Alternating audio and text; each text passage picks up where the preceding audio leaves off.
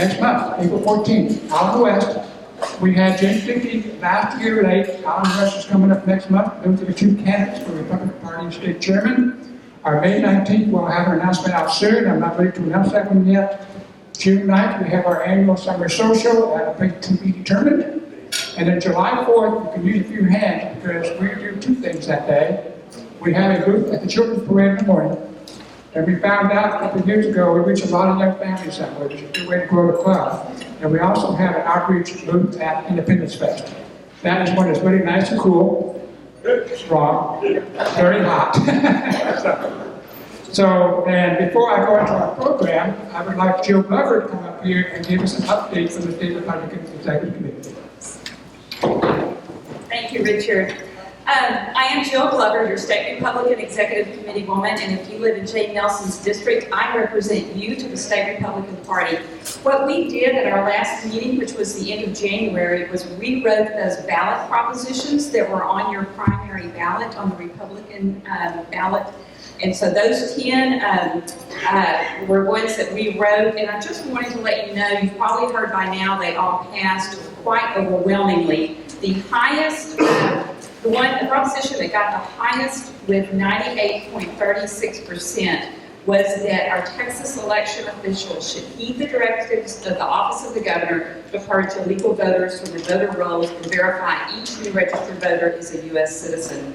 So I think that was a pretty good one to get a high percentage of, yes. And then the second one was protecting our Texas monuments and historical artifacts and buildings such as the Alamo. And then I am real happy to say, I think a lot of you know that I wrote the one about the puberty blockers, but banning that, and that one passed with 95% agreement. And we are really hoping and praying we can get some legislation on that this next session. So anyway, that's what we did at our last meeting. I do want to echo what Richard said about the state convention. If anyone wants to go to the state convention and you have not registered, please see me. I can help you fill out a form for that. So thank you very much. Thanks, Jill. Okay, Melanie Lamb says that her voice will turn into a cough. She's not sick. And by the way, we wiped down all the microphones with disinfectant. Richard, let me get you, on your table there's some green, like little, they're heads and hand sanitizer, if y'all want to pass it around, you're welcome to. Okay, so she's asked me to kind of lead her to the first part of the program. First thing we're going to do is bring up the runoff candidates for the 431st District Court. And the question came up a while ago, who's going to speak first? Well, I'm not recognizing that part, so I don't know. So we decided to have a coin toss. Nobody has any coins. we did find a penny. And so we tossed that. Deborah lost the toss, so Danny gets to pick. John Jim gets to pick. And he decided Deborah gets to go first. So Deborah Jones will speak first, followed by Jim Johnson, our two candidates that are left out of the four to run for the 431st District Court. Thank you.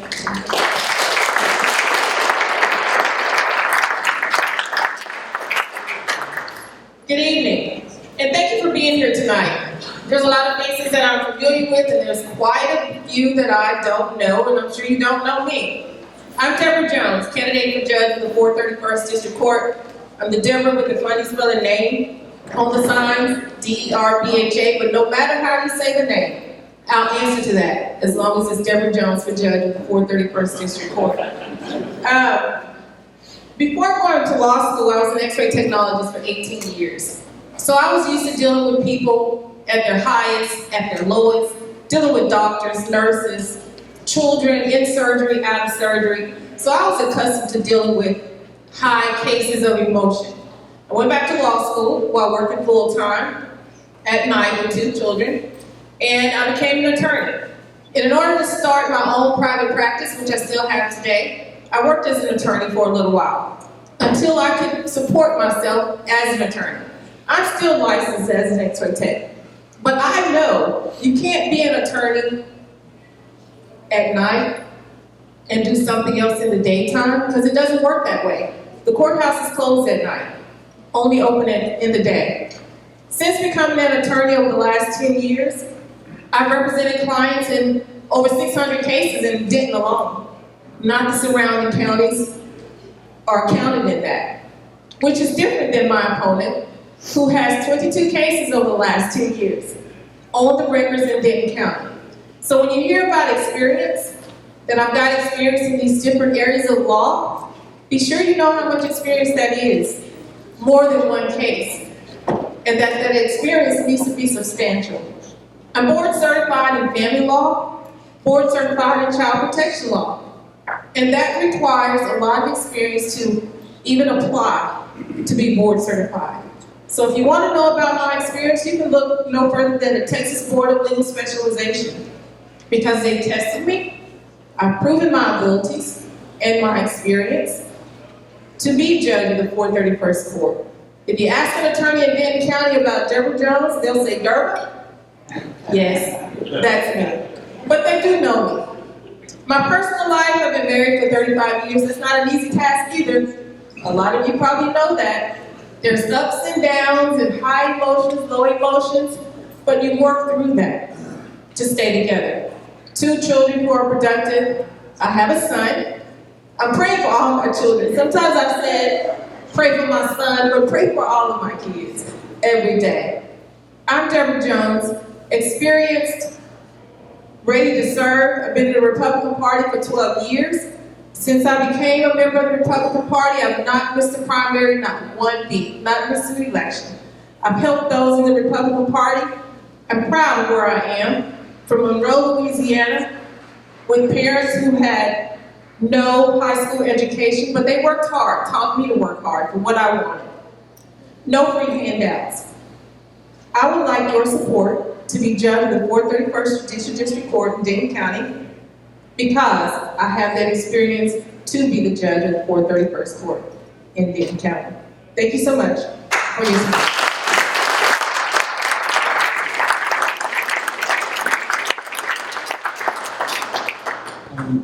First, I want to thank you all. I'm Jim Johnson. Because of your support, I'm honored to report that I won every precinct in Flower Mound and every precinct in Highland Village and all surrounding counties. I couldn't have done it without your support. In the recent primary we just finished, I won 90% of all precincts, 125 out of 139 precincts. But my total vote count was only 43%. That was first place. Second place was 25%. Third place was 22%. Since no person got a majority, we're going to a runoff. And so if you voted in the Republican primary, I ask you not to forget, but come out to this judge race on May 26th to vote for this last race. I think most of you know who I am. I'll cover a little bit more. And do we have a timekeeper? I'm here. Okay, thank you, Melanie. Because I'm a lawyer. I'll ramble, right? You know who I am. I'll talk about that. But I want to introduce you to someone else who's not here to illustrate what the stakes are in this election. And this is a young lady named Dee, who lives not so far from here to the east in Louisville. And until recently, Dee lived in her small apartment in total fear of her ex, Jesse. Now, she had gone to the court and gotten a protective order to shield her from Jesse, but Jesse ignored that and showed up at her door, armed with a baseball bat. He savagely attacked Dee, beat her by the torso, on her legs, on her arms as she protected herself, then he left. Jesse was arrested, and he was charged with felony assault, and that case came to the 431st District Court. And why did it come to the 431st? Because the 431st is Denton County's felony violence court. It's the court where we had the death penalty case of Daniel Greco. It's a court where we need a judge who has done criminal cases, who has handled the Texas Code of Criminal Procedure, the complex rules of Texas Rules of Evidence. I teach at Texas A&M School of Law. I teach evidence. I'm ready to do this. I've done criminal cases, including murder trial. My opponent has done no criminal cases. Back to Jesse. He got to court and he denied that it was him. It must have been someone else that attacked my ex. No eyewitness could put Jesse at the apartment at the savage beating. You see why it's important to know the rules of procedure, the rules of evidence? Well, the court did good and Jesse was convicted, and just last month, the Fort Worth Court of Appeals upheld Judge Bailey's ruling in that case, and Jesse is not going to hurt anyone else for a very long time. He's 60 years in the state penitentiary. This is an example of the cases. As we sit here tonight, there are more than 400 felony violence cases waiting to go to trial in the 431st District Court. That is the #1 percentage of cases that this court hears. We need someone that can handle those cases. The second greatest concentration of cases in this court are business cases and civil litigation. Deborah says, I've done 22 cases. Well, that's true in Denton County, but what she doesn't mention is I've done cases in jury trials in Collin, Dallas, Tarrant, federal court, where Deborah is not admitted to practice, both the Northern District and the Eastern District, Williamson County, Clark County, Nevada. I have extensive experience across Texas and across the country. The second thing we need is a proven Republican. Now, city council's nonpartisan, judges are partisan, and I'm thankful for it because we need to reveal the conservative judicial philosophies that we have. And in the course of 8 different forums, we've had dramatically different answers to questions that reveal a different judicial philosophy between myself and my opponent. And how is that manifested? Well, we have that. We have Denton County Conservative Coalition. I'm endorsed by them. I'm endorsed by Texas Values Action, Texas Right to Life, Texas Alliance for Life, Denton County Conservative Coalition, Denton County Christian Coalition, Reagan Conservative Club of Texas. Every organization that has endorsed in this race has endorsed me. And that's the reason I was able to be the forerunner. I'm experienced in criminal business, and yes, divorces and child custody too. And I'm a conservative Republican, and I'm asking for your vote. Thank you.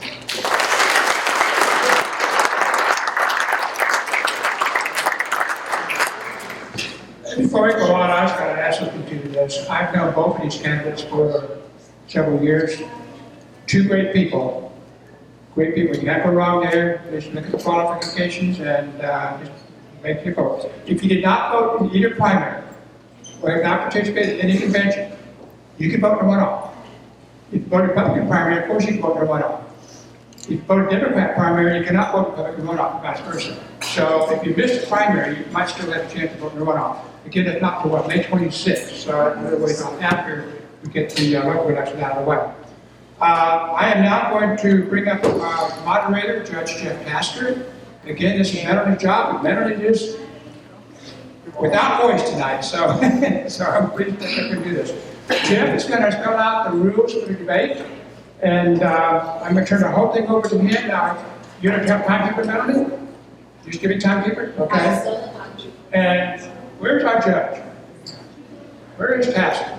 Oh, right there. How can I miss that? Just talk to him. Jeff is talking to us. But I'm going to finish forward.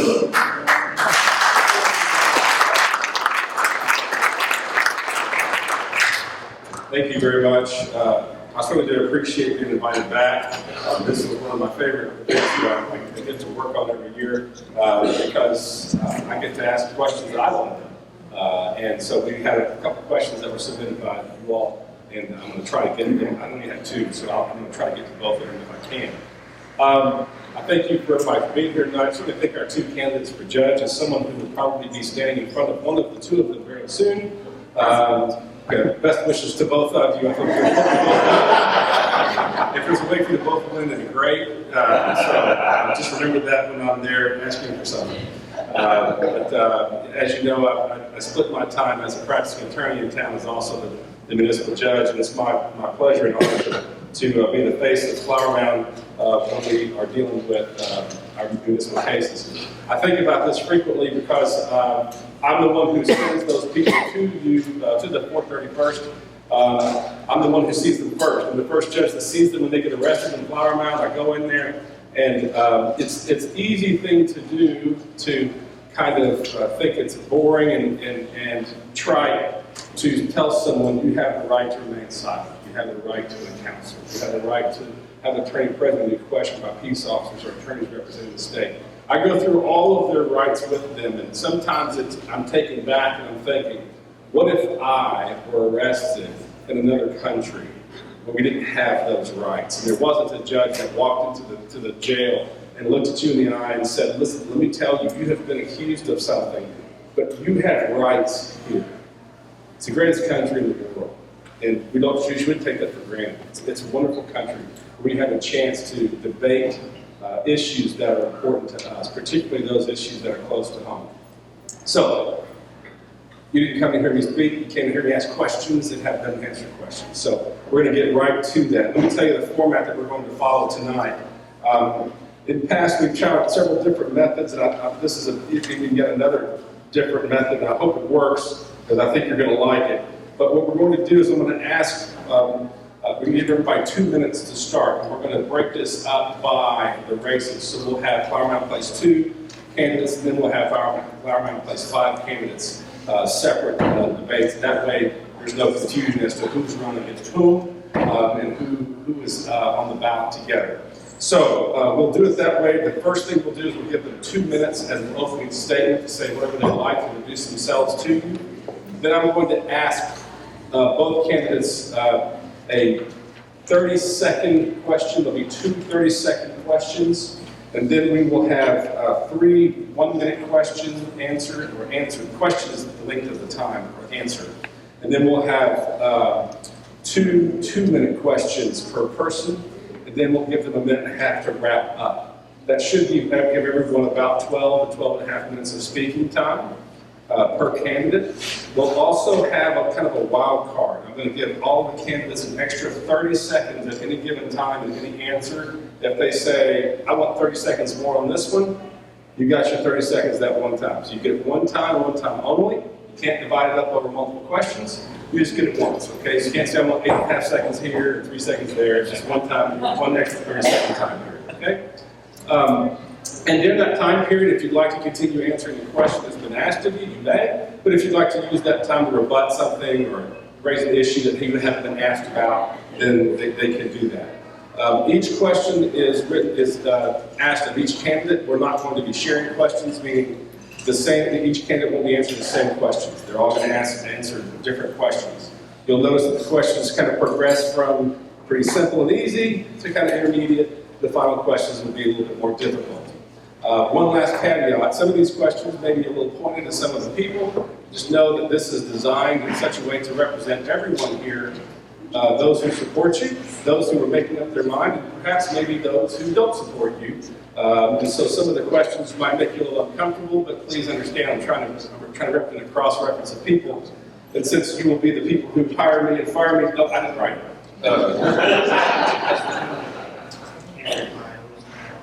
Okay, yes. All right, yes. Okay, I've been told that candidate bios are on the table, and place 2 is on one side, and then it looks like place 5 is, at least for Ann, is on the other side. So, you should have those on your table if you'd like to review those. So at this point in time, we'd like to bring up our candidates for place 2, and those are David Johnson and Sandy Trump. Gentlemen.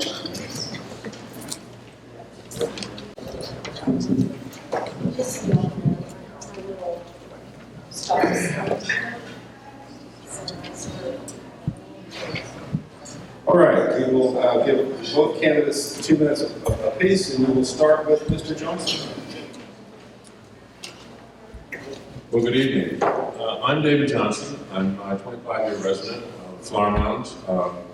My wife, Leanne, and I raised 2 very bright kids here. We've enjoyed all the benefits that LASD's schools have given us. They've succeeded. They're Texas Longhorns, and they've moved on to young adult lives. Sorry for all you A&M fans out there. There seemed to be a lot in meetings I got to. I've been involved in many activities here in the community over 10 years, 10 plus years, including HOA activities, planning and zoning for over 10 years. I'm currently the chairman. I'm working a lot with the board of Habitat for Humanity on their president this year. And I've always been very passionate about the town of Flower Mound, very passionate about the issues, and always wanted to do more. And this was my time to step forward. In September, when the council went through their budget, there was a lot of dissension, there was a lot of issues, there was condescending tones to our executives and our employees and our first responders, and it was definitely a call for me to step up.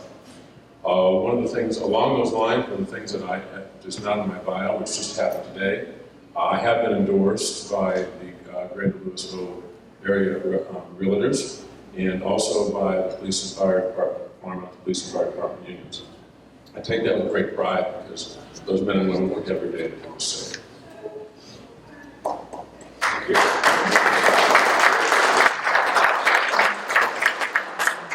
Sandy Sharma. Thank you, Jeff. You cut the 3 minutes down to 2, so I'm going to fast today. But hopefully I can differentiate between Mr. Johnson and myself, not just in the height, but also the weight of our proposal. I'm Sandeep Sharma, running for Place 2 for Flower Mound Town Council. I want to start by thanking you for supporting me last time and voting me in. In the last 2 years, I have had to make some tough decisions, had to take some heat, but still, I didn't let go of my principles. I didn't let go of the vision the town has, which says that to preserve our unique country atmosphere, heritage, and quality of life while cultivating an economic environment. I didn't lose track of that. This year, actually last year, one of the major things that I started with, it didn't start with that, what I did was, you're gonna put money back into your pockets. I championed the reduction of the property taxes. I would have liked to get and proposed 0.5% cut, but at least the council agreed to do a 0.25% reduction, which was kind of great. Prior to that, I and the other council members, we provided homestead exemption, which again was something that both the property owners, residential, and the commercial ones got together in those 2 cuts. In addition to that, the expenditures, yes, it was a contentious time, but I'm actually proud to say that I was the one who was leading the way in checking the expenses, the expenditures, and we cut down about more than $1 million in expenses. We laid out a plan for our CIP projects and prevented the town from taking on additional debt last year. I think that was a wonderful thing. Thank you.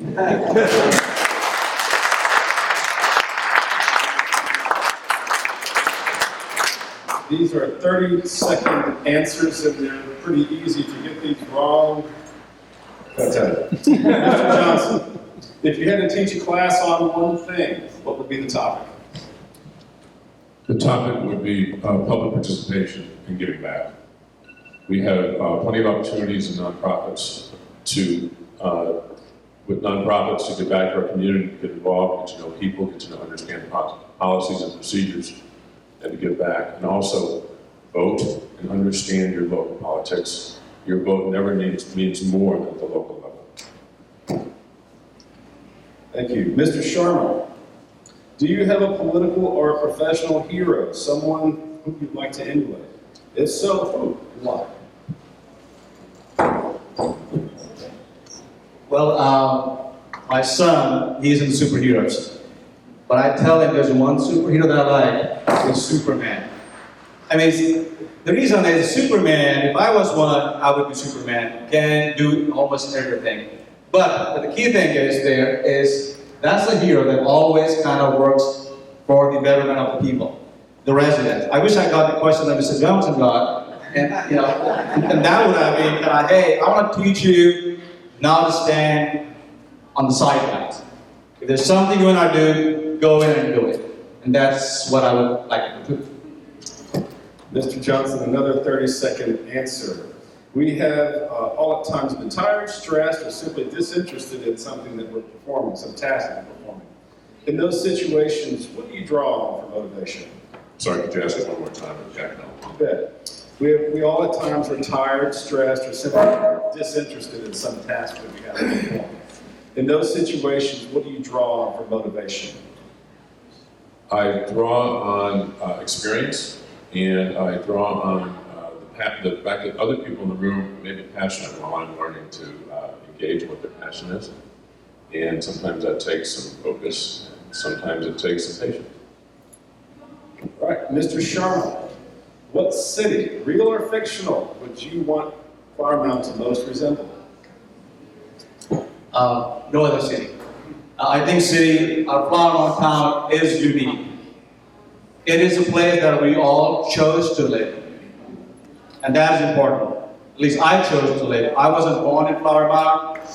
I had to come here, and there's a reason. So it is unique. It is got both the country atmosphere. It's got great people that are passionate about this town. It's not about money. It's not about just aggressive development. I hope not. And I know. I want to make sure that it's not like that. So I think it's a unique jewel in North Texas. All right, we're now past the softball easy questions to get to know you, and now we're into the 1-minute questions. Mr. Johnson, several of our sister communities have recently constructed performing arts centers. Do you believe Flower Mound should build a performing arts center? If not, how do you respond to the citizens who've asked for one? And if so, where do you think it should be constructed, and how should we pay for it? Well, I think that the most important answer to that question is it needs to come to be decided by the voters. I think that it would likely take additional debt, and that would generate the need for the voters to vote on if it was important or not. Council, of course, does the research, action committees bring in the priorities, but it would be most important for the town voters to vote on any public debt that would have to go towards it. We currently have plenty of resources to do that. I believe Jane Nelson helped us bring $5 million in from the state budget towards that opportunity. We had an opportunity to look at it in Lakeside, which we passed on. But I also think that there is an opportunity to bring some ideas to the table, to be negotiating with other projects in town, specifically the Riverwalk. There is an amphitheater scheduled to go in there as part of that plan. But to bring it, if the town voters choose to support it, bring a fine arts center to that space in the center of town and supplement the fact that there's already hotels and other activities there. All right, Mr. Sharma. Flower Mound charges players a fee to use its baseball and soccer fields. We charge membership fees and daily fees for use of the CAC. We charge a nominal fee to the seniors for participating in the senior center. Yet we spent $1 million in a dog park that would require constant upkeep and maintenance. And we are continuing to now have additional expense, but we don't charge admission or use for the dog park. Do you think we should charge for that? Or maybe at least people who don't live here should pay a fee to use our dog park? Short answer is no. It's a very good question that no one ever is going to ask. But I don't believe at this point where it's already had traction when we're going to go back and start charging. I don't think that'll be a good idea. However, I think the good point is that maybe we should look at ways where we can help it sustain, find ways of actually bringing some money in by maybe giving sponsorship or naming rights kind of thing, where we are able to bring some money back. Kind of in line with what my take would have been on a commercial arts center as well, is that the town can't really spend money on those things that do not make money back, but having some kind of private partnerships or non-profits that actually help raise the funds and get philanthropic contributions to run those things. So wish we had done something like similar in that, but I think it's too late right now. Mr. Johnson. Members of boards and commissions in Flower Mound generally serve at the pleasure of the council. I believe you've had 3 stints of P&Z under 3 different councils. Should the membership of the boards and commissions more reflect the diverse nature of the citizens of Flower Mound, or the political leanings of the majority of the current council? Do you support removing members of boards and commissions before the expiration of their term due to their political alignments? 1 minute. Jeff, you've got some long questions. Yeah, I'm not limited to my thinking. Long questions. I think that boards and commissions should be allowed to hold their, serve their full term.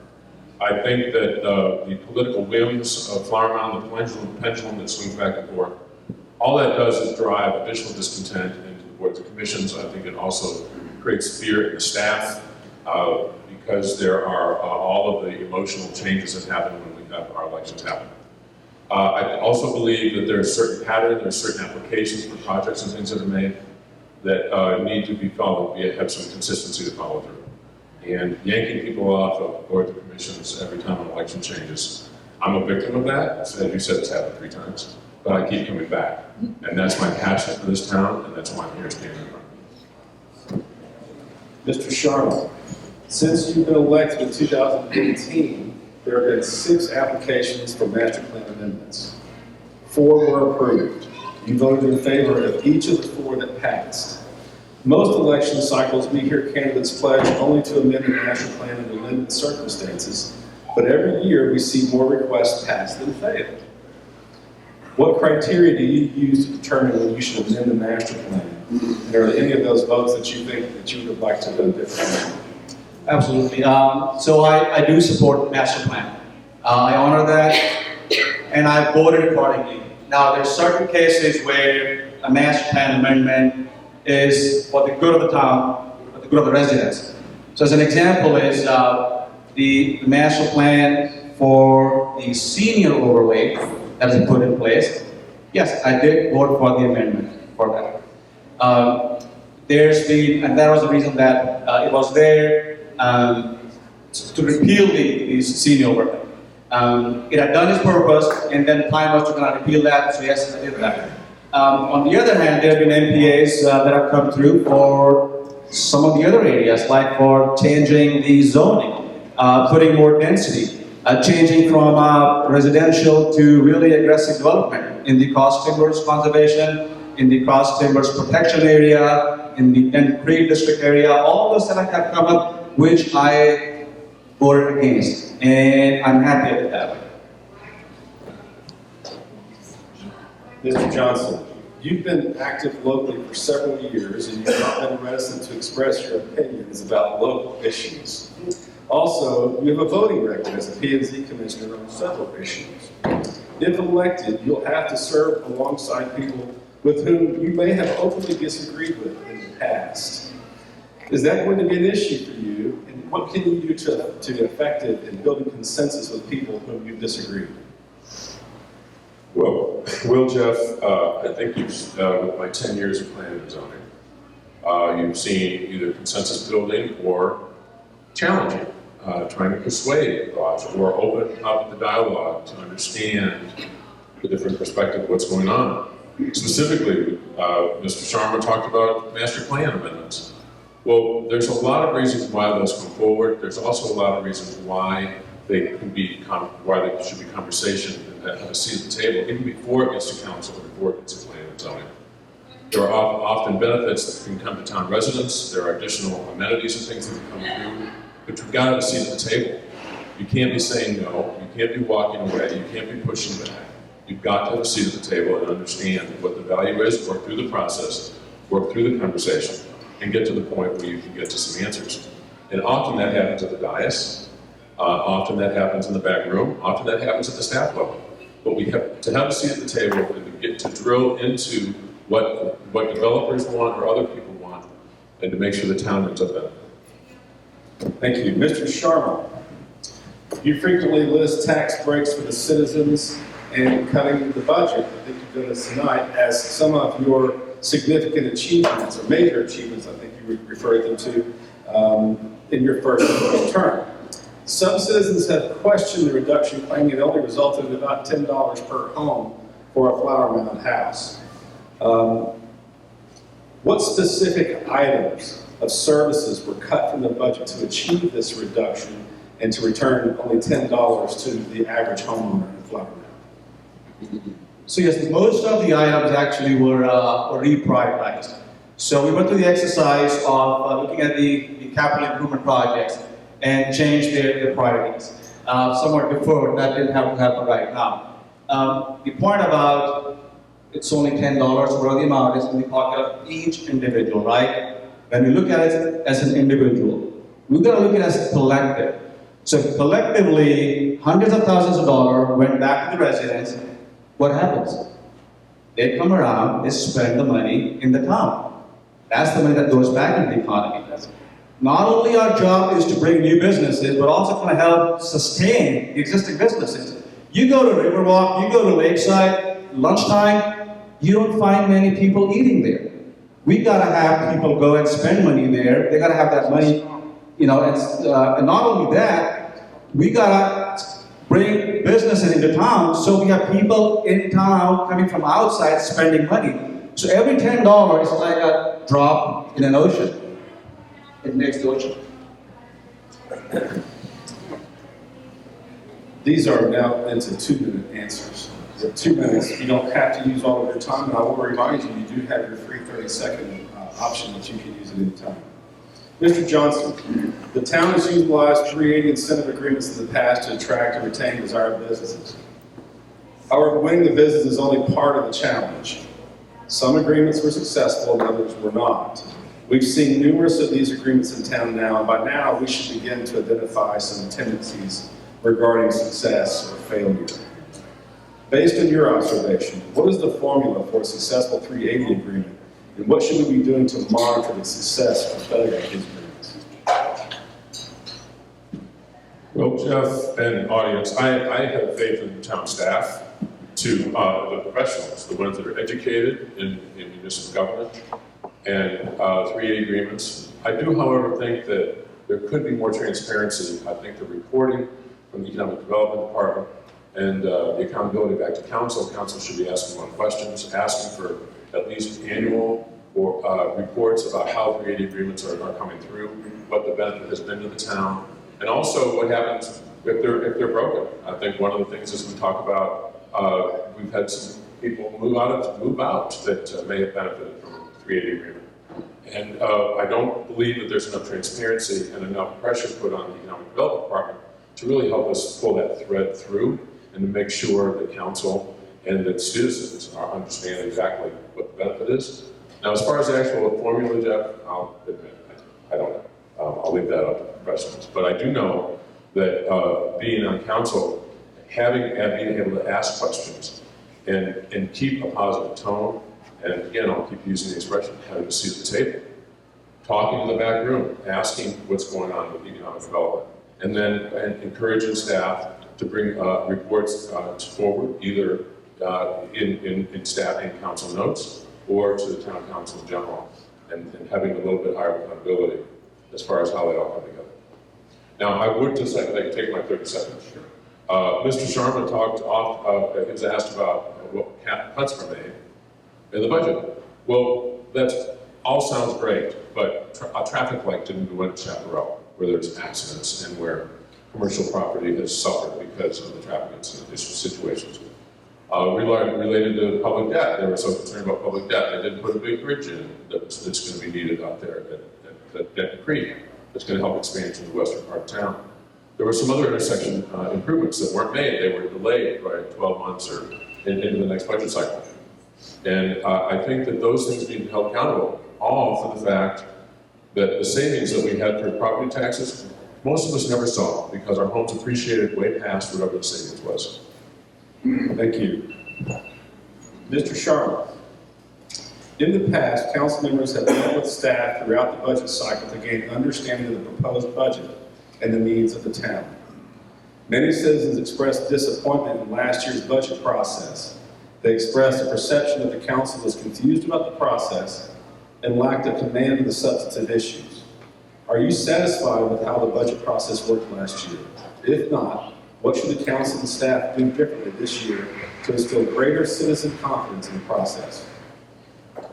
Sure. So there are two components, right? One is the town council meeting with the staff, which we did. The other component is the vast majority of the residents, what their transparency is over there.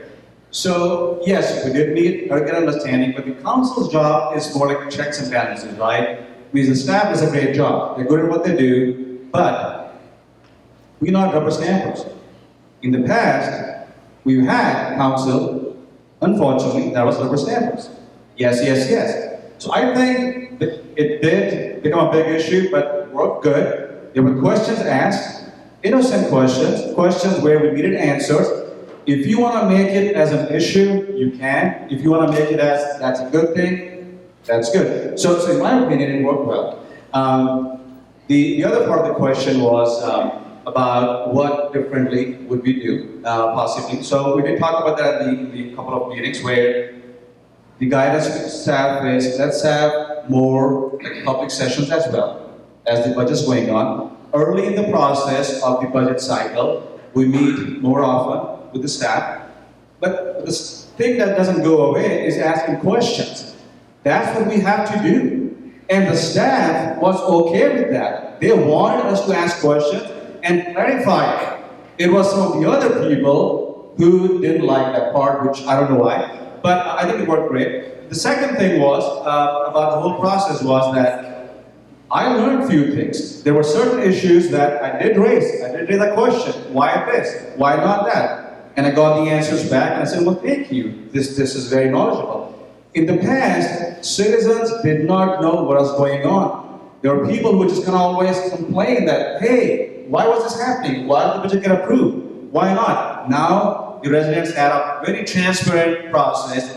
They knew exactly what was happening. The feedback was coming. It worked for the betterment of everyone.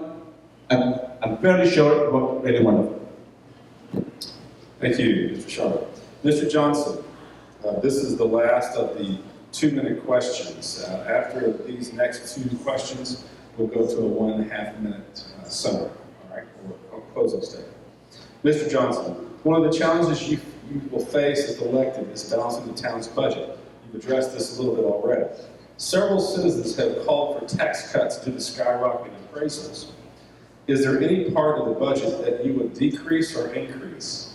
Why? If you increase, how would you propose to pay for the increase? If you decrease, what would you reduce or lower? Jeff, excuse me, one of the things that I think is interesting is the fact that if you really want to cut your property taxes in Denton County, you need to go to the appraisal district. You need to challenge your value. That's where you're going to make true difference. Now, that's not to say that the balance of the tax rate here in the city needs to be passed over. It's not important. But if you want to make true substantial difference in the tax bill you pay, you need to go to the appraisal district and challenge the value. That's the success I've had, and I get way more value out of it than the property tax cut that Mr. Sharma was talking about when it came down to my bill actually being impacted. As far as answering your question, though, I think that there are a lot of different ways we can be looking at that. There are we are able to increase the sales tax with growth. We can have retail growth. We have other opportunities to have additional growth to bring taxes in, to bring revenue in for the town. I also think that there are ways that we can augment services that we may need. There's been discussions for a tennis center, for example. Well, we have a large development that's gearing up to go on the west side of town. There's an easy way to bring those discussions and have a seat at the table when it comes to developers and see how those types of benefits can be brought to the town that may or may not have a direct impact on the town's budget. I also think we need to be close attention to what's going on with our first responders and our police officers. They're in very high demand here in the Metroplex. And when a council wants to take jabs at their benefits during the budget process, that drives possible applicants away from our town. We're down 12 police officers right now. Some of them left because of the bias that the council had towards benefits for our first responders. That's no way for us to be running our town. Those folks are in high demand. We need to pay them respect. Mr. Sharma, recently we have heard some concerns from council about the town's use of debt to address large ticket capital improvement items. Do you think the town has too much debt? If so, what have you done to address the issue? If not, do you support the use of debt to address capital improvement items? Or would you prefer the town delay certain projects until the town can pay cash? There are certain items that definitely would be that we can take care of. So my take on that is, and usually some of these projects are large projects. So let's take the traffic issues, infrastructure issues, right? Traffic is bad.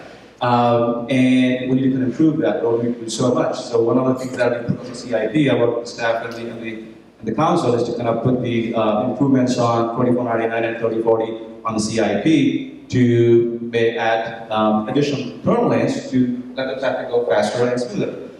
Those kind of projects would need money, and they need to be serviced via debt. That's the kind of projects where I would like us to kind of go to voters. Large debts. We don't want to take like, hey, let's do a certificate of obligation for 2 million, 3 million, 4 million here. We got to collect them. It's a 20 million, all road infrastructure projects. Take that to the voters. And if it's a genuine infrastructure need that we have, I'm pretty sure the residents would approve that. So that kind of depends on what the needs are. We did, when we kind of did take a debt last time, I don't think we suffered because all those projects that were required, that were being proposed to be done, the ones that didn't get done were the ones that could easily be deferred. Now, I want to take my 30 seconds right now, if you would. Some of the things that, as Mr. Johnson mentioned a couple of times, is we got to have a seat at the table. Whose table is it? It is our table. It's town's table. Why do we need to pay to get a seat on our table? We need to have faith in the developers. He said that. Trust the developers. They've been successful in the Metroplex. Yes, they've been successful in downtown, uptown, Frisco, Plano, Arlington. Do we want to be those cities? So, would you have faith? Would you want to have faith and trust in your residents, our master plan, our needs, our wants, or do we want to have trust and faith in an outsider who's been successful because they called their shots in those cities? Yes, absolutely, they've been successful there. Doesn't mean that we have to kind of fall, over and appease them. They are our partners, no doubt about that. They are our partners. We want to make them successful, and we will. There's no reason that they can't be successful using our current policies, procedures, and the plan. All right, at this time, I'm going to exercise a little bit of my discretion and add 3 quick questions that were submitted by people out here so that we make sure that we get your questions answered. These are going to be asked of both of you. This will be the one time that you get both of the question. And we'll give you, let's say, 30 seconds. They'll probably give you answer faster than that, okay? The first one is, part of being an elected leader is independent thought. How are you an independent thinker? We'll start with Mr. Sharma this time. Well, we talked about it already. In the budget session, I was very independent thinking about it. When it came to cutting taxes, I was independent about it. I, myself, early this year, was part of an effort that I started to bring affordable transportation to the seniors at the senior center. That was just me, not working with anyone else. I have, in my voting record, I have voted with different council members. It's not been that one against the other, just voting one way or with 1 or 2 council members only. Thank you. Mr. Johnson, same question. Can you repeat it? Please. Part of being an elected leader is independent thought. How are you an independent thinker? Independent thought. Transportation, for example. Denton County Transportation Authority has been around for quite a while. We are not members, but they do contracts for services. For example, the city of Louisville is now paying contracts for their contract work for their residents to come to Claremont for doctor's appointments. We can piddle away at these seniors' very needs to come and go from the senior center, but we could have a legitimate contract and provide shuttle services here at Claremont by thinking out of the box and talking to DCTA. Mr. Johnson, another question. We'll go the reverse order this time. How would you balance your day job, family, and time required to be an elected council member, or effective council member? I'm sorry. Let me rephrase. Let me say it again. How would you balance your day job, family, and time required to be an effective council member? 30 seconds. Well, Jeff, I got to tell you, I think that question was better answered by my wife than by me. But The value is that we are empty nesters. My wife appreciates the passion I have for the town and all my nonprofit work. I work in Grapevine and have a very flexible work schedule. But honestly, I can see where there may be some activities I might have to cut back on if I pick up a new one. The bucket's only so full. I also believe that when you have a passion for the town and the people around you, that you find ways to find time to get things done. Mr. Sherman, same question. Do you need me to repeat it? Okay. So 2 years back when I won, I asked my son, Bill, hey, are you happy? He said, Dad, I don't know I'm happy, but I'm sad too. I said, son, why? He said, well, you're gonna spend less time with us. And I said, no, Bill, I will not take my time out of the family. I'll take time out of my day job. So it has impacted that, but I'm okay with that. I'm okay with that. I think this is more important.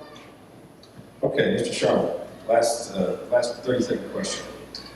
Many towns and cities are passing ordinances expanding housing and employment anti-discrimination to include sexual orientation and gender identity as a protected class.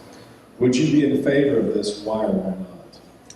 Well, in that and any of the similar questions, I think I will definitely be honoring the federal and the state laws. Okay. Mr. Johnson, would you like to repeat the question? I believe in small government as possible, and I think that the town of Farm Mound and our municipal governments have enough on their hands, that the state laws, the federal laws are doing an adequate job of addressing those concerns. Okay, we'll now give both candidates a minute and a half for a conclusion. Mr. Sharma, you'll go first this time. Thank you, Jeff. Hello? Okay. Well, thank you for listening to me and to us for all this time. I can definitely say that I, too, have listened to the residents while in the council and out of me in the town, especially for the items that matter a lot to our residents. However, I truly believe the work is not done, even though all the accomplishments that I feel good about, but there's quite a few of those. There's still the danger of limited residential in the commercial areas. That impacts density, which impacts the traffic, which impacts our quality of life. That work is still to be done. I did try that last 2 years. I didn't get enough support on that.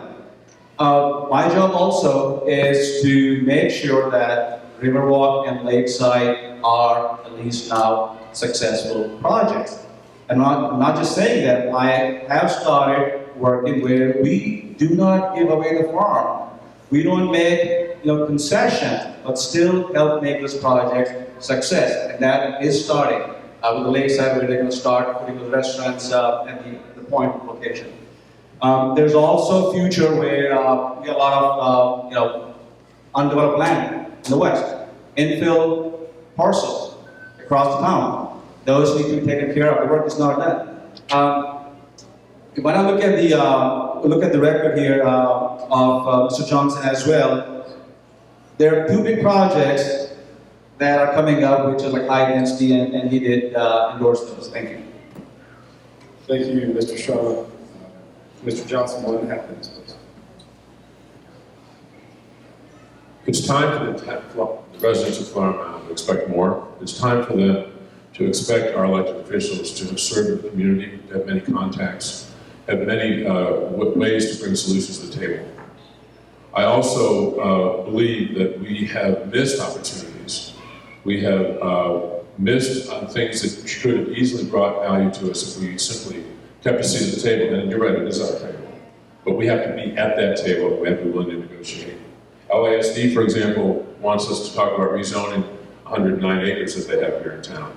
Have we talked to them about how they can leave their facilities open for public use? They've always resisted that. We have something, they want something, we're at the table, we look for solutions. I also think that transportation solutions can be had with Denton County Transportation Authority I've talked about. This area is going to continue to grow. The state demographer is talking about Denton County growing faster in the next 10 years than it did in the last 10 years. That's state demographic numbers, that's not me making it up. So growth is going to continue around us. It's up to us and Flower Mound and our elected officials to figure out how we can benefit from it and control it the best we can, and make sure that there's value in how Flower Mound grows, and we are able to preserve our way of life and the things we love here. Thank you. Thank you, gentlemen. Let's have a big hand of applause.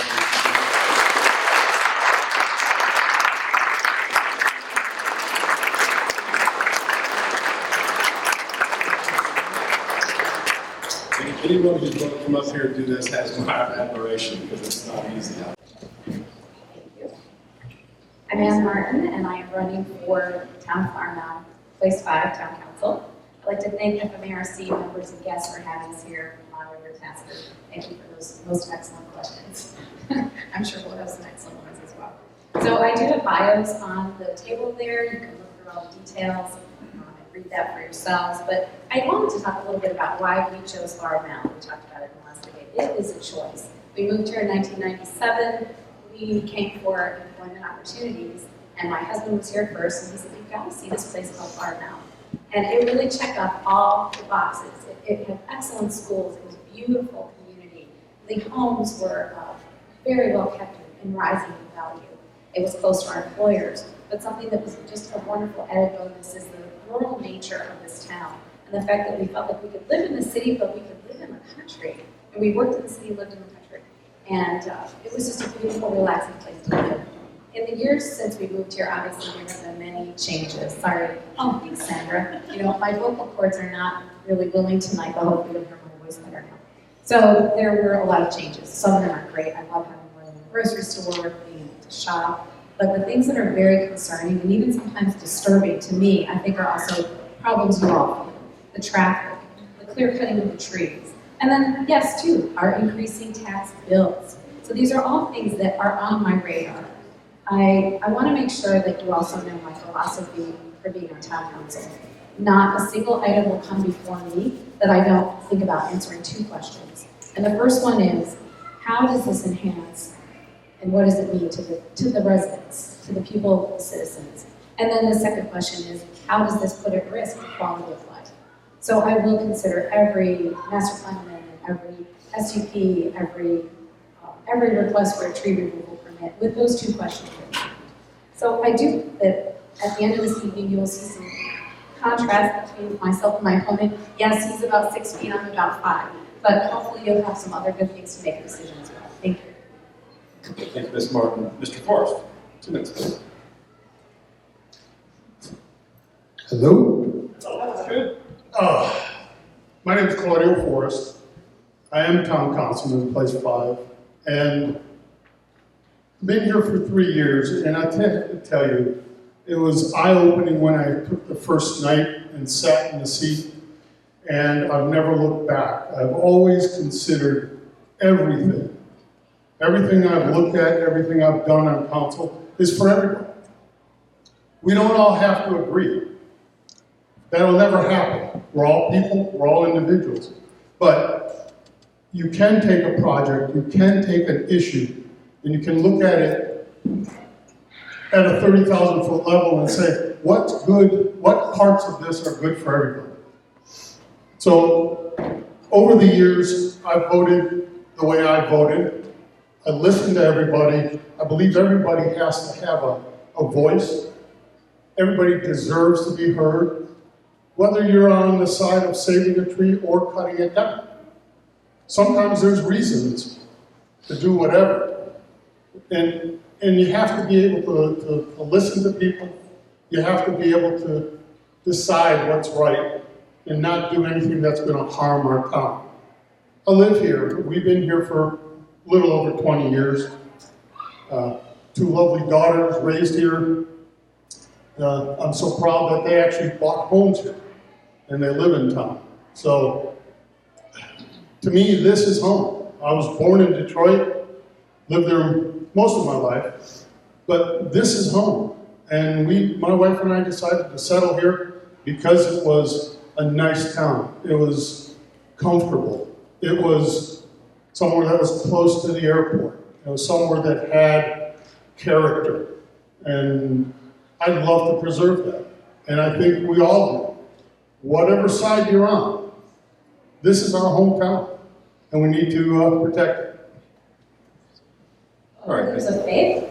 I, 3 years ago, brought my mother, who was then 84, and my Aunt Fran, who's then 95 almost, to live with us. That was a huge leap of faith. I just went into it and I said, this has to be done. They can't live here alone by themselves anymore. And there were things I didn't know until afterwards, but I'm so grateful that I took that leap. Thank you. Mr. Forrest, what's the best piece of advice you've ever been given? Who gave it to you, and do you follow it? It's actually an easy question. The best piece of advice I ever got was from my father. He told me at one time, he says, don't rush to judgment. Don't think negative of people. Assume they're right, assume they're good, and then let them prove you wrong. That was the best advice I ever got. Thank you. Ms. Martin, I think this will be up your alley again. What's your favorite book? What's the most recent book that you read? I don't have just one favorite, but I will say one that has kind of stayed in my mind the whole time is East of Eden, John Steinbeck's book. And that's because it has the word timshel in it, and that word means thou mayest, which means everything in life is a choice. You have a choice. You can determine your own future based on the decisions that you make and the attitude that you have. So to me, that's something that stayed with me. The last book I read is one I'm actually still reading. It's from it's from the book club that I put on ice club, contemporary book club. It's the Lake House. Thank you. All right, Mr. Forrest, you get the favorite question of mine for the night. The only reason is because it generated hours of conversation with my family last night. Would you rather travel back in time to meet your ancestors, or travel into the future and meet your descendants? Wow. I'd actually rather travel to the future to meet descendants of mine and see how things actually turn out. If they follow my lead or if things go completely wrong. Take that one home and ask your kids. You'll be really entertained with what they tell you. You know, it's a lot of fun. All right, Ms. Martin, this is your first of your 1-minute questions. The tough question. No. Like most candidates in the past few election cycles, we list traffic as a major area of concern for the town. I think we all agree that better synchronization of the lights would be an improvement, and the town's been working on that for some time now. Aside from synchronizing the lights, what specific ideas and steps would you propose for the town to implement to reduce the traffic backup? Okay, so I said I have a vision. I have a vision and a voice. I have a vision, maybe like a crystal ball thing, but I don't have a magic wand, Jeff. And I think we talked about at the last session that more and more people are coming. The traffic is projected to increase greatly. But I do think looking at opportunities to increase the number of turning lanes, there are different opportunities around town. So we need to always consider the infrastructure and see what we can make those changes. Thank you. Mr. Forrest, the development process can be expensive and cumbersome in Flower Mound, especially for small developers. The developer of a small project is limited with limited resources, faces the same processes and the same as a large, wealthy, multinational developer is a big project. This can eliminate good local business people from opportunities to start new projects in town. Would you support any changes to the process for smaller developers? If so, what would you support? Well, you know, we've talked about this several times, even in council.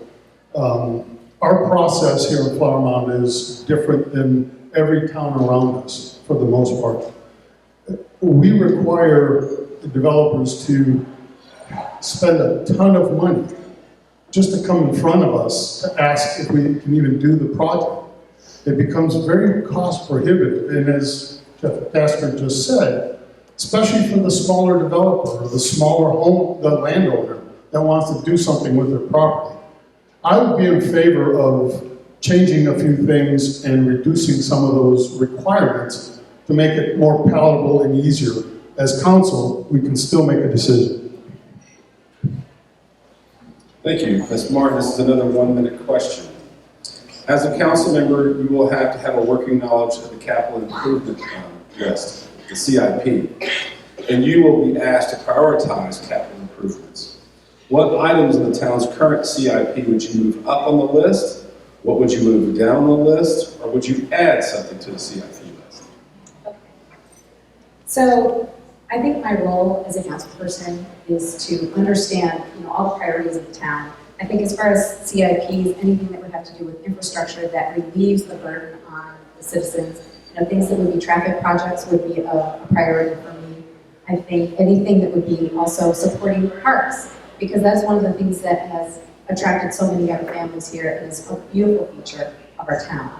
The library is all taken care of, so I don't have to worry about that. And then what was the last part of the question?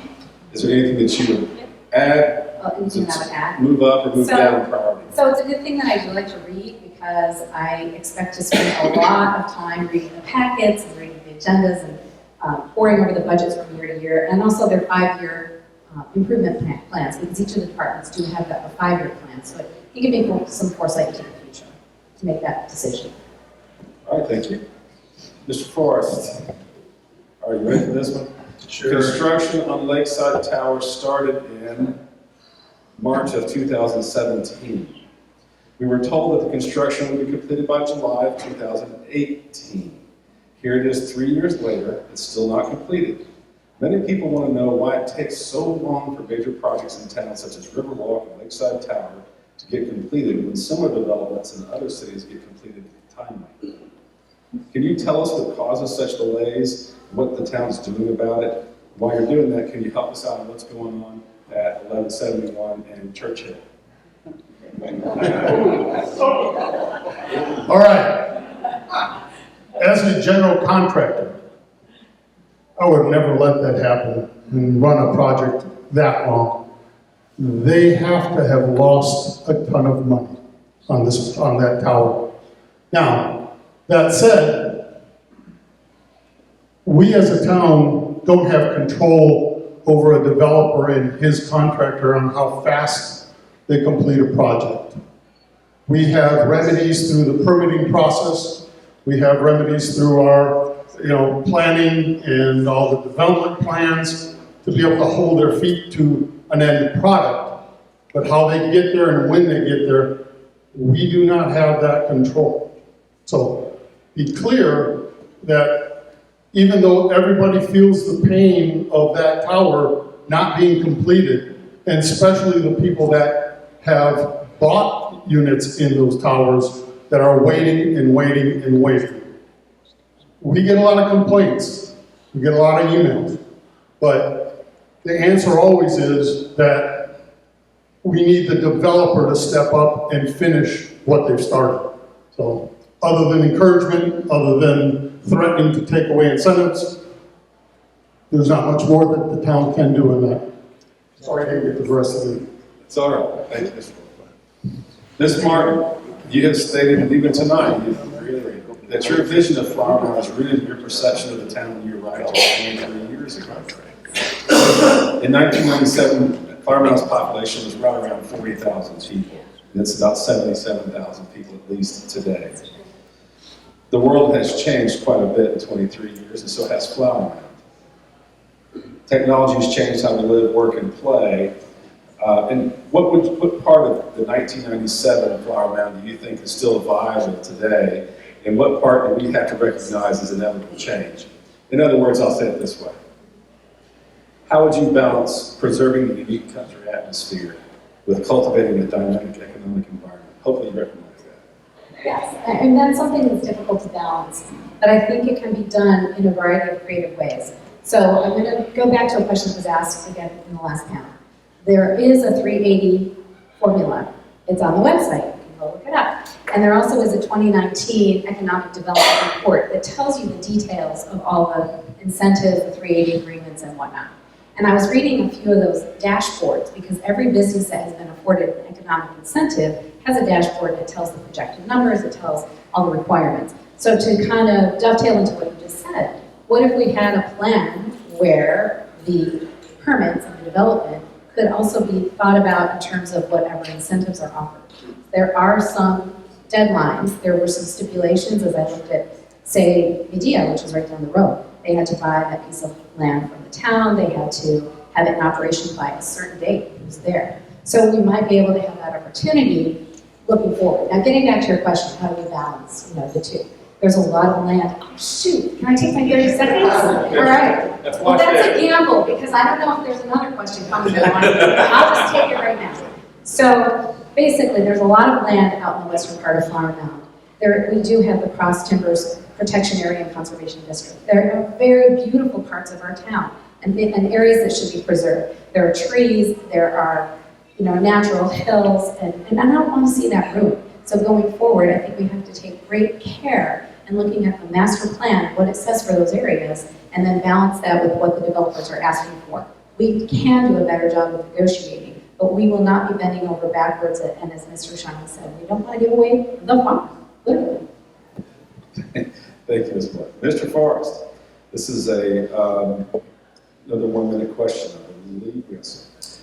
During last year's budget and tax rate hearings, you opposed fixing the town's tax rate to the effective tax rate.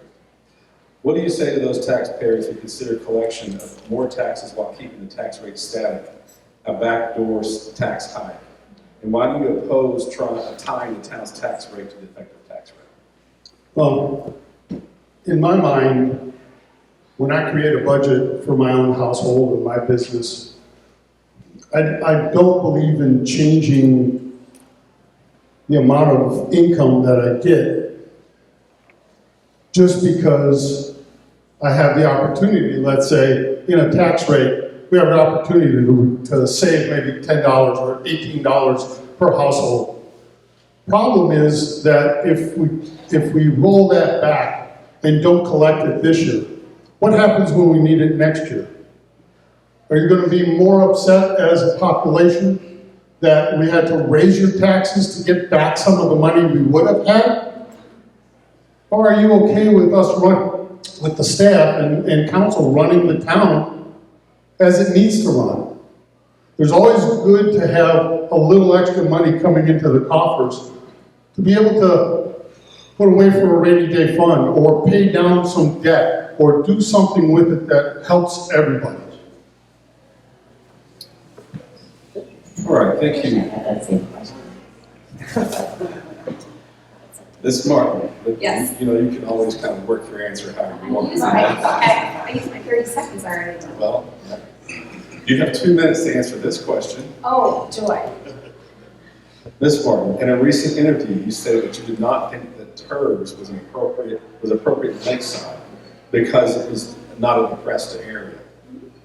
Do you consider the Flower Mound Library to be a depressed area? And if not, do you consider the expansion of the Flower Mound Library an appropriate use of TERS funds? If so, how do you rectify those positions, and what other projects do you believe should be funded by existing TERS funds, if any? So Flower Mound has one existing TERS project, it's the Riverwalk. There are somewhere around 200 TERS projects in the whole state of Texas. So it is an economic tool that is used to spur development, probably more often in some underdeveloped or struggling areas. But we chose to use it in one of our vibrant areas to give the Riverwalk a real boost. So, and in fact, they got the triple play of boost because they got a TERS, they got a PID, and then even some of the individual operations are getting 380s and other economic incentives. So we have given them boost after boost after boost. So I think a TERS district is something that should be used judiciously. And if you look at the boundary, which is also on the website, you can see the TERS map is oddly drawn. It kind of jags up on part of 2499, then it goes over through the Riverwalk, and there's a tiny little square where the town hall is. Then the library's off to the left. So I think whoever came up with that TERS district was kind of thinking, how can we get this money that's going to be collected and then use it for some of the things that we want to achieve? So the library looks a little depressed right now because it's in the midst of construction, but I do think, of course, that is of tremendous value to our children, to our citizens, and that would be a worthwhile expenditure in any budget. Thank you. Mr. Forrest, recently we've heard much discussion regarding short-term residential rentals such as Airbnb and VRBO and Flower Mound. What's your position regarding short-term rental of residences in town, and what restrictions would you impose on them, if any? All right. Well, if you paid attention to council, I have made my position on this pretty clear. Short-term rentals, when you look at personal property rights, somebody owns that property, and if they decide to rent it out because they're no longer either living there or that they're using it as income for themselves, that's their right to do what they want with their property. Now, on the flip side of it, as a town, we need to control it. You know, if it's going to be used as a hotel or, you know, making income for somebody, the town needs to get the hotel occupancy tax and get paid part of it back and do it as a permitting process. Make sure that the houses are safe, make sure that they have fire extinguishers, smoke detectors. We can put all kinds of rules on it to make sure that they are safe and yet be able to rent out. We have ordinances in place that prevent noise, garbage cans in the front yard all, you know, for days. It's just a matter of enforcement and beefing that up and making that correct. All right, of course, thank you. Ms. Martin, another 2-minute question. You list tree removal permits as a focus for your campaign. On social media sites, you have lamented the loss of tree canopied streets such as Dixon Lane and Waketon. However, without the removal of those trees, the roads could not be expanded, and traffic would be compounded, which is another one of your key elements. How do you balance the rights of the property owners to maximize the value of the land against the residents who wish to preserve the natural beauty of the town? And how would you reduce traffic if you can't expand the roads? So you came up with some very specific examples, you know, tree removal for the expansion of a road that really isn't necessary might be something that I would be a little more open to exploring.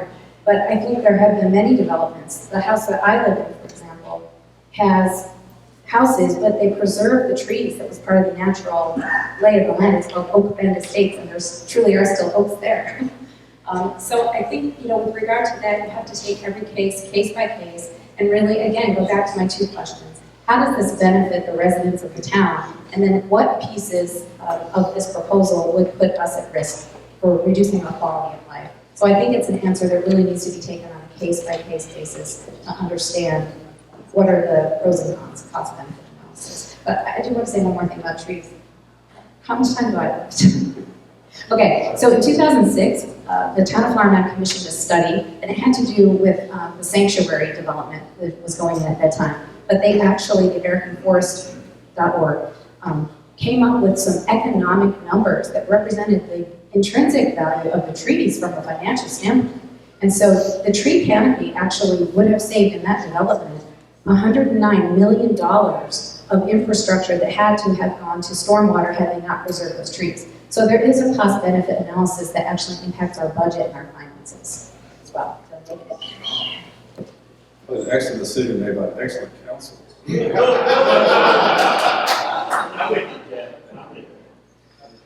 Mr. Forrest, the landscape of southern Flower Mound has changed dramatically in the past year. Large areas of both sides of FM 2499 have been scraped bare to construct office buildings, densely compressed residential units, gas stations, and future hotels. Many citizens expressed disappointment with the appearance of the southern entrance to our town. What do you say to the many people who are unhappy that the virtual front door of the town does not reflect the quality of the developments elsewhere in town? Is there anything we can do to restore some of the natural beauty to that area? Glad you asked me that question, because when I was on P&Z and some of the stuff that came through at Southgate, you know, we had talked to developers, and it was really going to be a beautiful entrance to our town. Somewhere in the process of final negotiations, all that changed. What we approved at P&Z did not come to fruition, and what you have is what is there.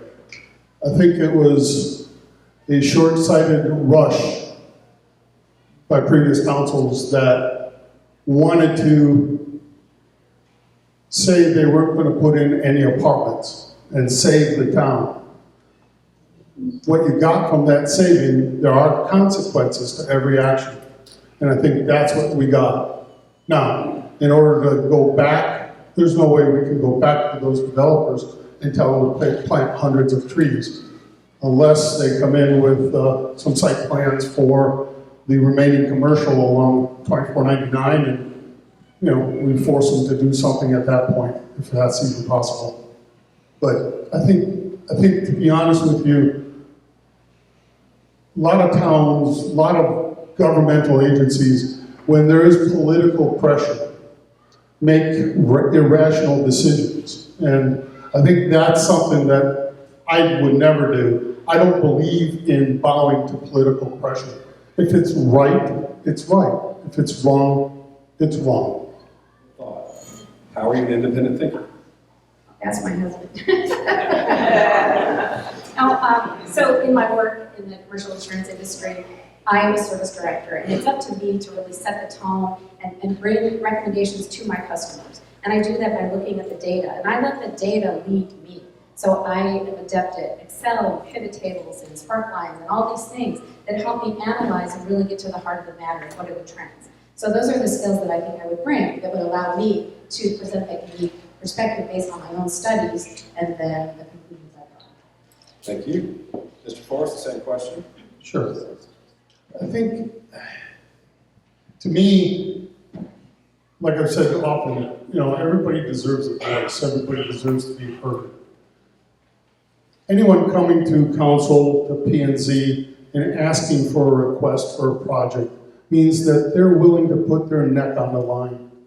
I think as who I am and always have been, every project is different. Everything deserves its own analysis and thought on how it's going to A, benefit us, or B, not benefit us as a town. So I don't, let me take 30 seconds on this. Okay. I think it's important to be able to sit up there as a judge, as a person that's listening to a project, and not have a bias, whether you automatically want to say no to it, or you want to say yes to it. I think everybody has to do their presentation. I think our town staff needs to do better presentations to give us more information so we can make that decision. They're on the dais, not before, not after. I think it's very important as council people that we listen to everyone. Thank you, Mr. Forrest. Okay, Ms. Martin, how would you balance your day job, family, and time required to be an effective council member? That's a great question. And that is one that I had to do for my entire career, 32 plus years. We have a son who is about to turn 25, but he was always active in everything. And my husband actually had 2 tours, 2 deployments, so I had to stay on top of the calendar. So I use that as a tool I have for many years. I even have it color-coded. So I know where I have to be, when I have to be. Like Stephen Covey, I try to do the big things first because they're harder to fit into those smaller areas. I fill in the big things, and then the smaller things get budgeted and planned for. I'm happy. Mr. Forrest, the same question. Sure. I mean, I've been balancing my time between new business, old businesses, between council, between the Summit Club that I've been running for years, and everything else that I do. I think it's important that family life is family life, and really nothing gets in its way. But you can always carve time out. You can ask my wife. I'm usually up until 2, 3 o'clock every morning, working, doing something else, doing something for others. So the balance is there. It just takes away from your nap time. Ms. Martin, many towns and cities are passing ordinances expanding housing and employment, anti-discrimination to include sexual orientation and gender identity as protected classes. Would you be in favor of this? Why or why not? Everyone should be in favor of diversity and inclusion. That's something we hear a lot about in the private industry. But as the other panel answered, those laws are set by federal and the state. And so, and also the apartment complexes, landlords, that is outside the purview of the town council, I believe. All right, Mr. Forrest? Yeah, everybody should be included. We should not discriminate against anybody. It's an ugly thing. So, although I'm in favor of it, there's nothing that I, as a councilman, would be able to do about it because it is a state and a federal requirement. So that's where the pressure needs to be to make sure that we, as a society, as a people, protect everybody. All right, one more 30-second question. This is one you haven't heard. The state of Texas recently enacted laws which remove some of the authority and power of local municipalities to oversee design standards. How would you handle a developer that applies for a permit or some request for construction that is less than aesthetically pleasing to you, or what's consistent with the town of Farmington? That is an important topic because the town of Farm Mound does have standards. That is what attracts us. That is what brings benefit and value to our quality of life. I think one thing that you can do is maybe use the power of negotiation a little bit, and you can say, well, you want to put stucco up, okay. What about this other thing that you want that, we can bargain a little bit and say, maybe we can come to some kind of negotiation or compromise. Okay, Mr. Ford? Well, on a similar note, I think the only thing we can do as a town and as a population is to be able to negotiate with people and show them where they're wrong or why this is Flower Mound, this is really the standard we like to hold you to. And there has to be some give and take. So if we want them to use all masonry and it's going to cost them more, on this hand, we ought to be willing to help them somehow to recoup that cost or cut some fees or do some of those kind of things. I think that's the only way you combat that. All right, that concludes the question and answer period. We'll move into our closing statement.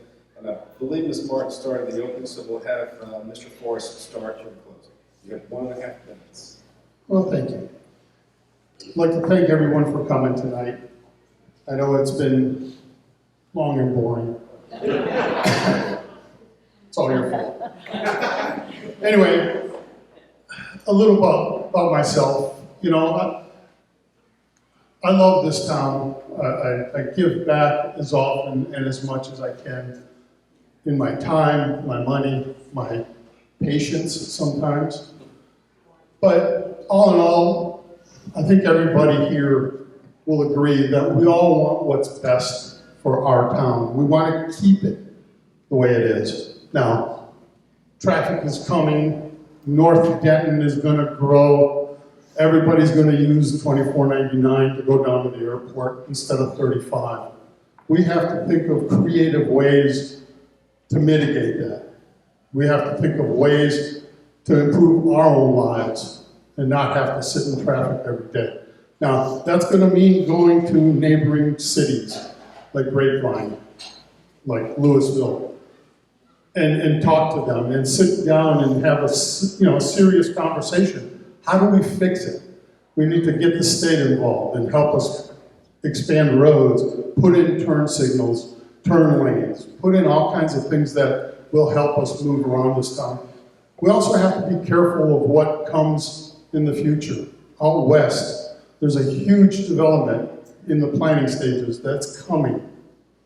There's no stopping it. So we have to be at that table and we have to be able to tell people what we want and how we want it to be developed. Ms. Martin. I thought tonight was going to drag on forever, but it's actually gone really fast, probably too fast in some of the Q&A. You've had an opportunity to hear from both candidates for place 5. I think you can compare and contrast a little bit based on just really scratching the surface of some of the topics that are important to our town. But I want to point out that, kind of as a data scientist geek, I would expect my decisions to fall a little more toward the center of the bell curve when it comes to master plan amendments. Yes, we probably have to approve some of them. Tree removal permits, perhaps some of those. But my voting record would not be on the right side of the scale where I'm voting 90% of the time in favor of master plan amendments, or special use permits, or zoning changes, or tree removal permits. I think that's the most important way you can compare and contrast my candidacy to that of my opponent. And I hope that I have come closer tonight to earning your vote. I appreciate your support. Thank you. Thank you. Give these two a hand. Thank you for coming out.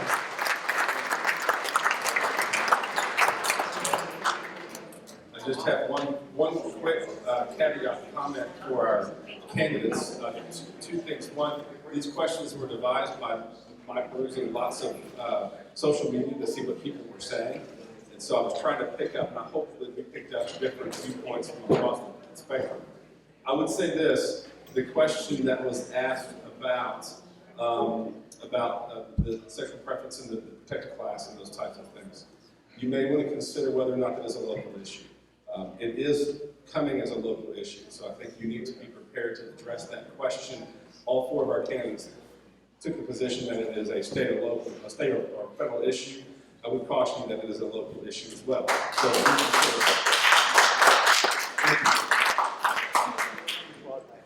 First thing I want to do is give a great hand to Jeff Tasker.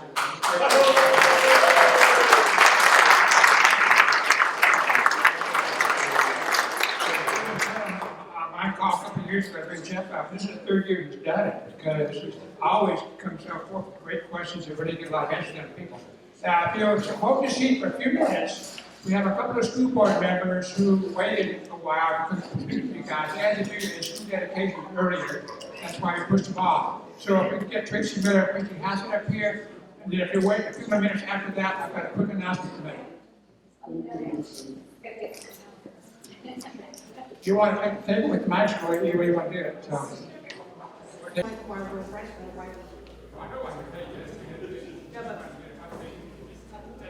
You guys were on the ballot, but you were unopposed. So they don't have to be up here. But out of courtesy, you guys, I had to give you the view about what's going on and what's going on with the school board and everything else. Go ahead.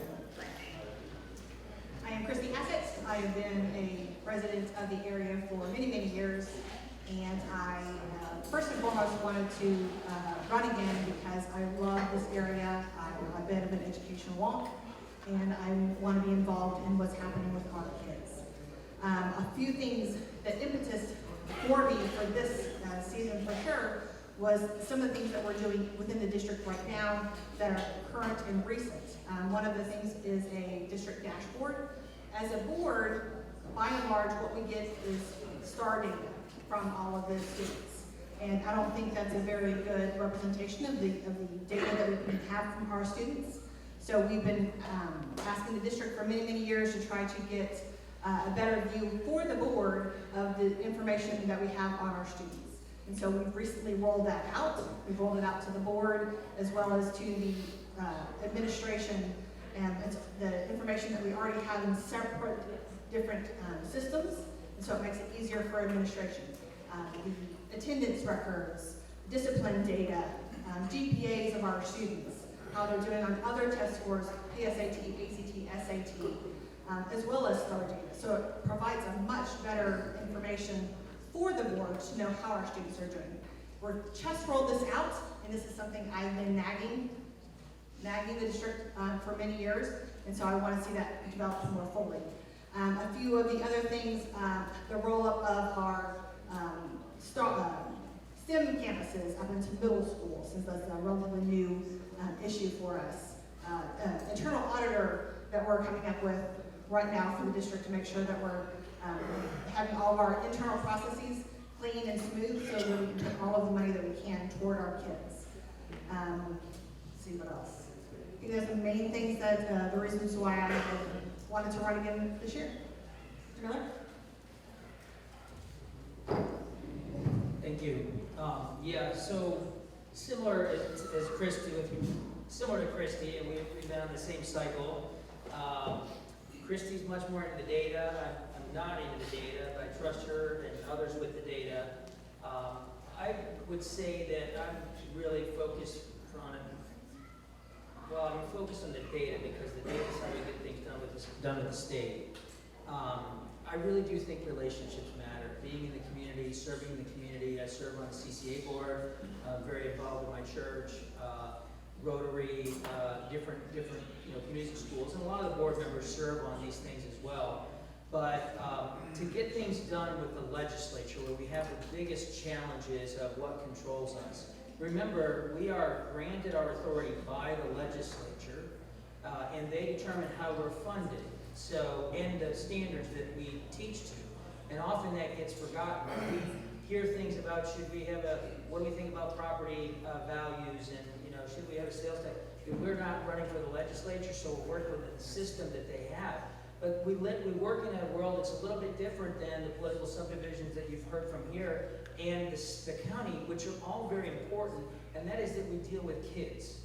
And if kids are hungry, tired, sick, scared, or don't come to school, we can't educate them. And if we can't educate them, the numbers don't matter because we're not going to get them. And they're going to fall out of the system. And many of you know back in, I don't know, Angie, it was maybe August of 2013 when I ran the first time, I ran on the drug issue to create drug awareness. And that's not a real popular thing. But even Tom Hayden held a forum, and Dr. Rogers was there. And we've done a lot, the board has come around that to make this something that's a really important issue. Now, 6 years later, we probably talk more about social emotional issues than just drug issues. We put it together, but it's important that we talk about the things that kids are turning to.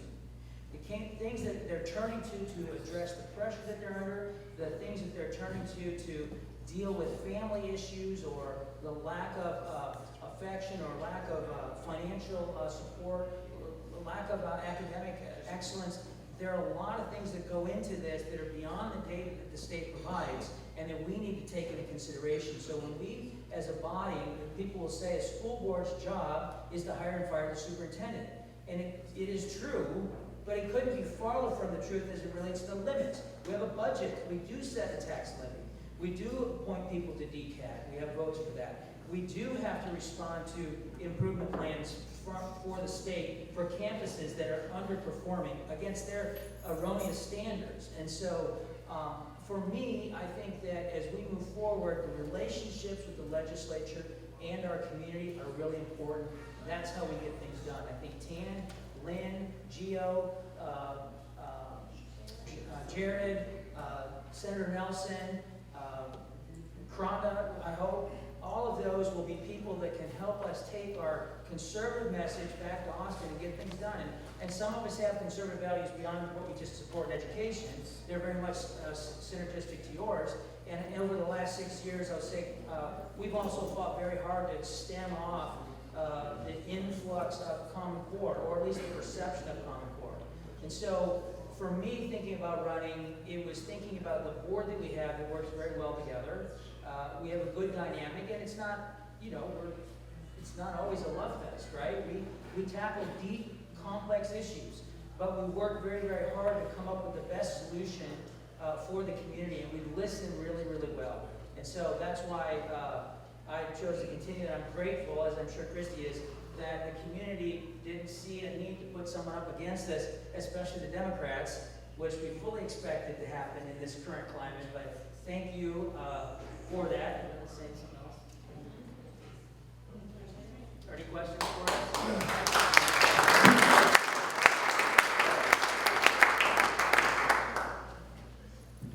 I appreciate you guys sticking around and waiting for us after the debate tonight. Just a quick reminder, April 14th, we do have Alan West coming in here. And I need to speak to a rumor that's floating around the room. I will not be putting up a yard sign for the runoff. I will not be putting up any yard signs for any town council candidates because they're not compatible with real estate signs. My wife and I are moving to East Texas.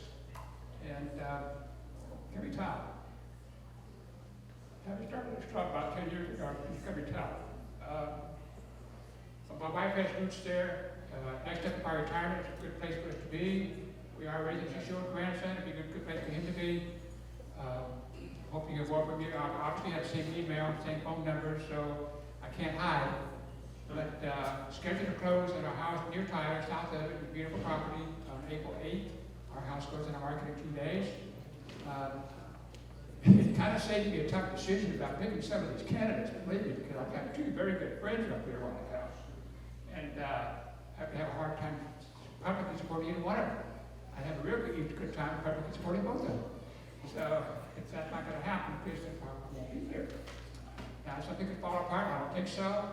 Fortunately, we got the financing to be able to move without having to sell our house first, so we got that flexibility. It gets us closer to a church that we want.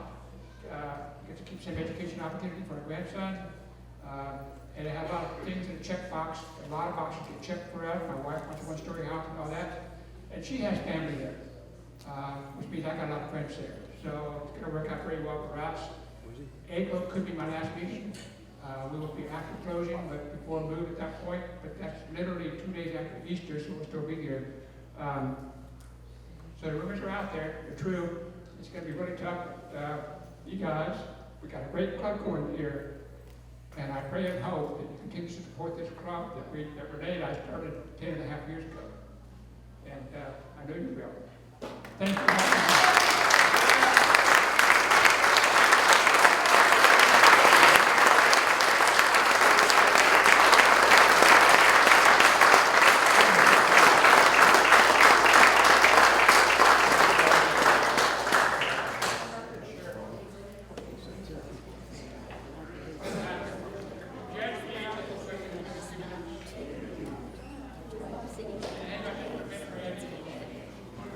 Is this on? No, here. And before we adjourn, I just want to make an announcement and just ask y'all to be ever vigilant from a health perspective. Hello, everybody. I'm just going to take a moment as your Chief Executive Officer for the county government, which is in charge of your local corona response. I just want to encourage y'all to take every precaution. This is a real deal. This is not the flu. We do not have antibodies in our body for this current strain. And I encourage y'all to follow our Denton County Facebook page and also our Denton County Health Department Facebook page for updates. We have 2 more cases in Collin County. I just got reports from our health director. We have a new case in Tarrant County. We are at the north end of DFW Airport, those flights go around the world. And so it is at our doorstep. And so I encourage y'all, don't want to overly alarm everybody, but this is not the flu. This is a new and different disease here that we are facing, and we are in the containment part of this disease. We are doing our best, and I ask that y'all join the public health officials and the leadership across America and around the world, that we work together to help contain this. We are trying to contain this disease to buy us time so we can get a vaccine as soon as possible. This is a new thing. We have all been exposed to the flu throughout our life, all the different strains. Hopefully you've had your flu shots. This is new, and so there was a lot of conspiracy theories that this is related politically. It is not. We are trying to do the best we can as healthcare professionals to contain this disease and minimize it. It is not good, especially if you're over 70 years of age. Go look at the mortality rate. This has a higher mortality rate than the flu. We'll lose 70 people in Denton County on average every year from the flu. This is multiple times more deadly than the flu. It got quiet. That's why I'm talking to y'all about your community leaders. I ask that you like, share, follow what we're doing, and help get the word out, be a good example, and stop shaking hands. Thank you.